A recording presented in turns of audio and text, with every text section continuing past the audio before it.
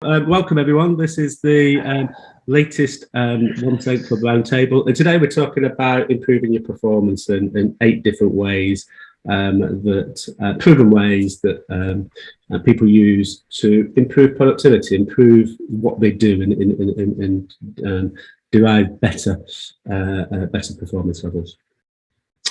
So why is it important? Well, ultimately, I suppose we all have the same amount of time available to us every day, so 1440 minutes.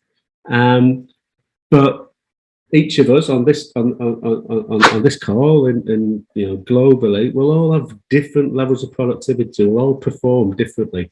So what makes the difference between one person to the next?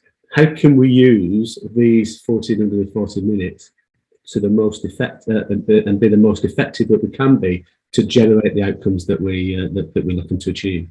And that's what we're talking about really here, about 8 different ways that we can adapt and adopt that will ensure that we perform to our peak and deliver the outcomes that you're looking for.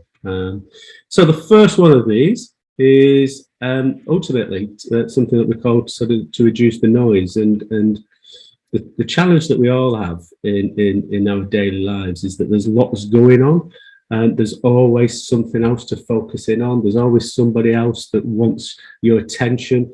I don't know about you, but I'd probably get 150 emails every day. Most of them I'm just deleting, and even when I unsubscribe, I still get them the next few days. But all of those things are trying to grab our attention, and you've got to clear that noise out and reduce that noise, and really focus upon these 2 areas. And I'm sure you've come across these quadrants before.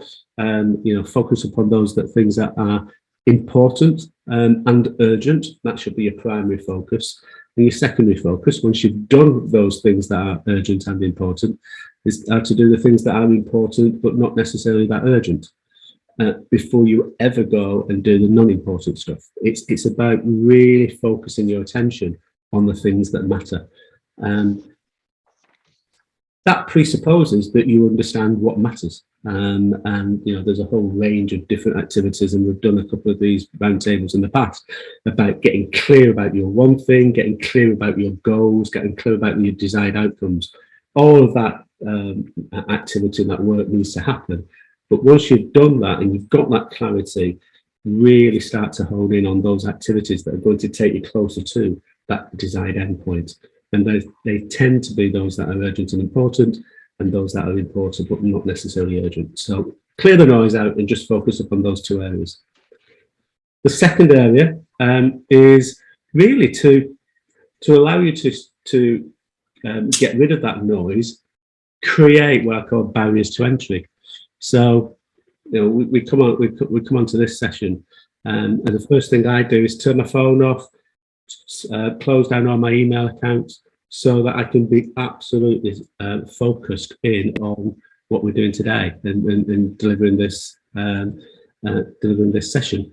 Turn off all the notifications, as I say, close down the emails. If you're in an office, shut the door. If you're in an office, shut the door. Oh. I was getting some return. Oh, let's come back.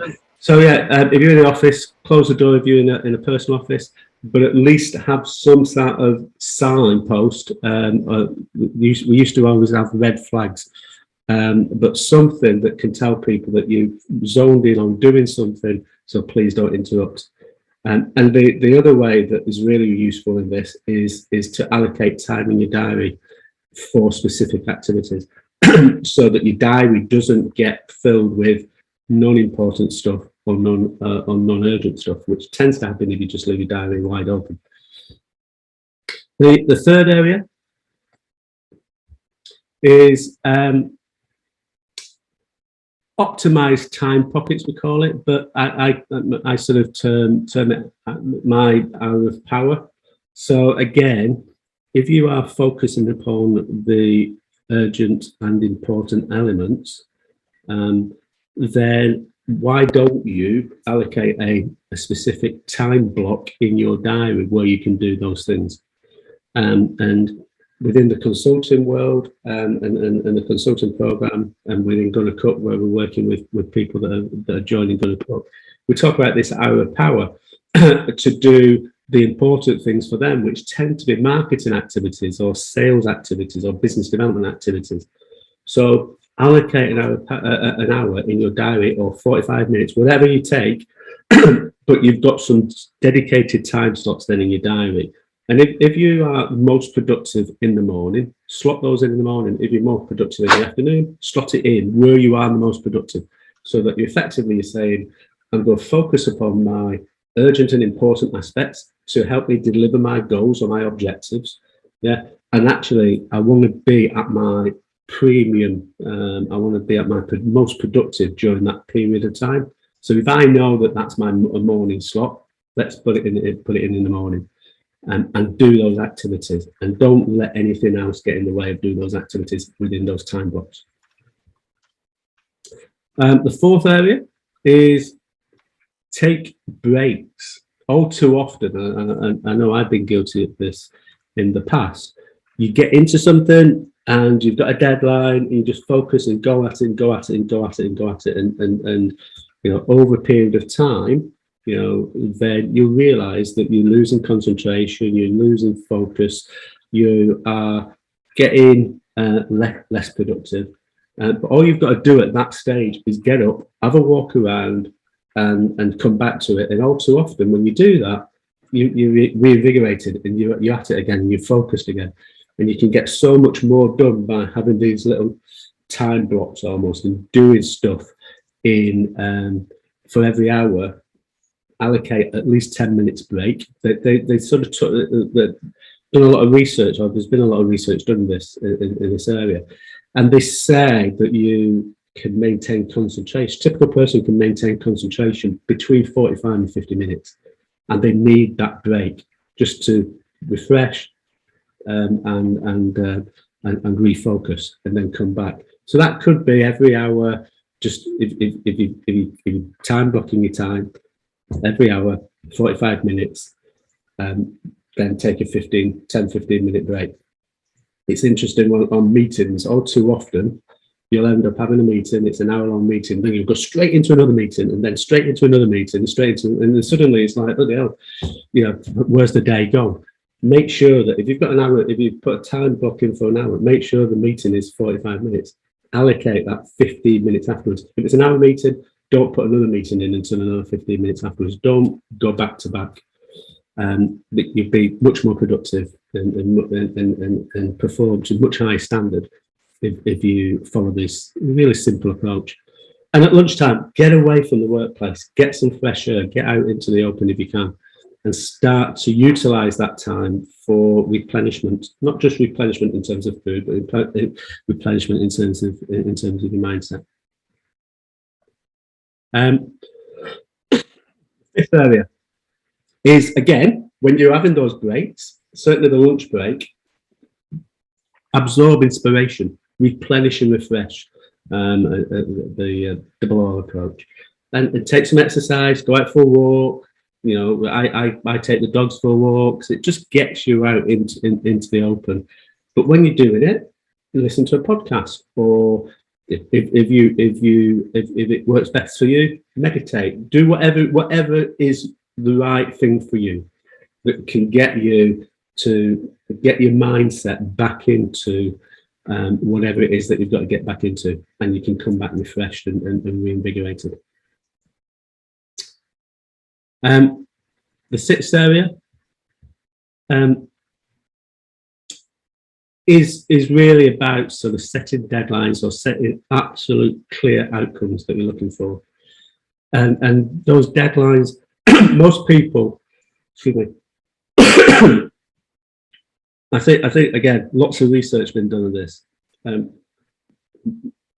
Most people work at the most effective when they've got a specific deadline to hit. And when they haven't, even though it's urgent and important, because that deadline isn't there, and I suppose you could argue that if the deadline is not there, it's not urgent. But when there isn't a clear deadline, it's much easier for people to procrastinate.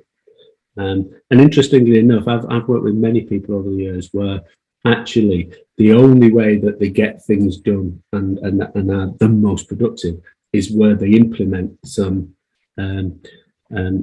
some deadlines. They might not be physical deadlines that you've got to pass information in, but in their own mind, they set their own deadlines. And one way of doing that, we used to do it when we were in the sales teams. It's reward yourself. So actually, I'll make 10 calls before I go and have my coffee break in the morning. I'll do certain things before I do that. So you're rewarding yourself. You're giving that. I've set a deadline. I'm going to do certain things. I've hit a milestone or overcome a barrier, and then I'll go and give myself a reward.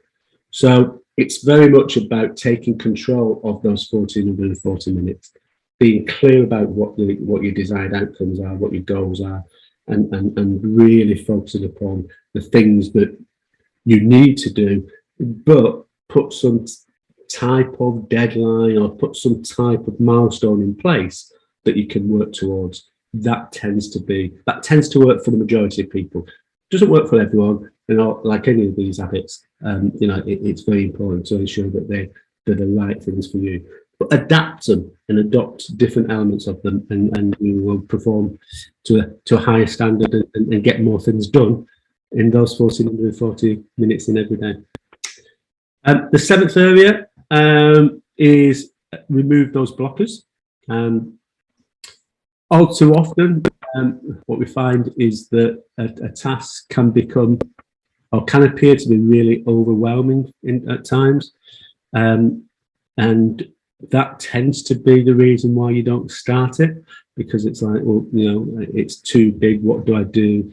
And what you find is that typically, once you start it, it becomes a lot easier. It's that taking that first step is the hardest, and there's a moving car or anything like that. The most pressure needs to be applied to start the process moving forward. But once it's rolling, it's much easier to keep it rolling. And it's the same in these types of activities. Typically, it's harder to start something, especially when it appears to be too big or you're overwhelmed by it. It's harder to start. But once you've stepped into it and start the process, it becomes much easier, and it feels a lot easier. And a way of doing that is just breaking these big tasks into smaller components. Allocate each activity into those appropriate quadrants that we spoke about earlier, and start to allocate time to do certain things, and put that deadline approach in on the small elements of the bigger task. And that JDFI or JFDI, should I say, approach always works. It's really usually the first step is the hardest, but once you're in it, it feels a lot easier. And the final one is, once you've done all of those sort of things and you're comfortable with what needs to be done and how it's being done and the outcomes that you're looking for, is there a way to outsource it? Can you get someone else to do it for you? And I deliberately say it in that way. Once you've worked out how to do it and you've worked out the outcomes that you're looking to do, especially if it's a repetitive type of activity, can you outsource it? A lot of people look to outsource stuff that they don't quite know what they've got to do. They don't quite know. They outsource issues and problems, and they don't quite know what the desired outcomes are. Make sure that you do know what you think is the best way. You do have an absolute clarity upon the outcomes and some of the inputs, and then look to outsource it. Certainly when you're looking at personal tasks rather than business outsourcing. But is there a third party that can do it better for you? If you've got a team, can you delegate it within the team? And actually, these days, certainly in some marketing type of activities, there's opportunities to automate a lot of the stuff.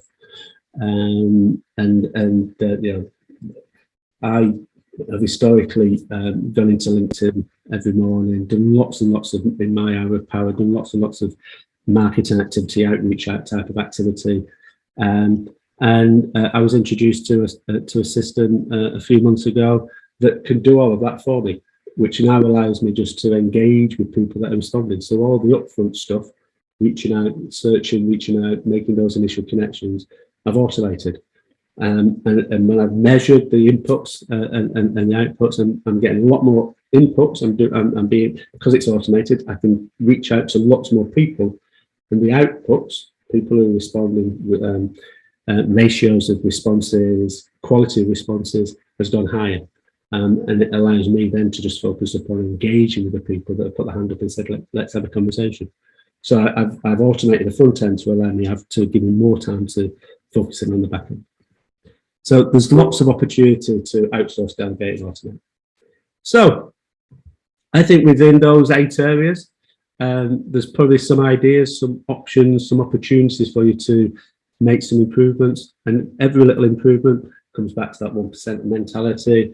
Every little improvement that you do, you'll be able to, the result will be high performance, high productivity, get more things done, and get the best you can from those 40 minutes every day. I touched on it earlier, about 18 months ago, just over 18 months ago, TLH was launched. Go and have a look at it. If you're not a member, go and have a look at it. It's the transformationleadershub.com. It's very focused upon those people who work in change and transformation. We have got a Platinum Jubilee special offer on. So for the next week, we put a 50% discount on our paid memberships, which is gold annual and platinum membership, which is a lifetime membership. There's a free version as well. I touched on it earlier again that we have started to look at helping people pivot into consulting. And there's this question: is there a consulting business in you?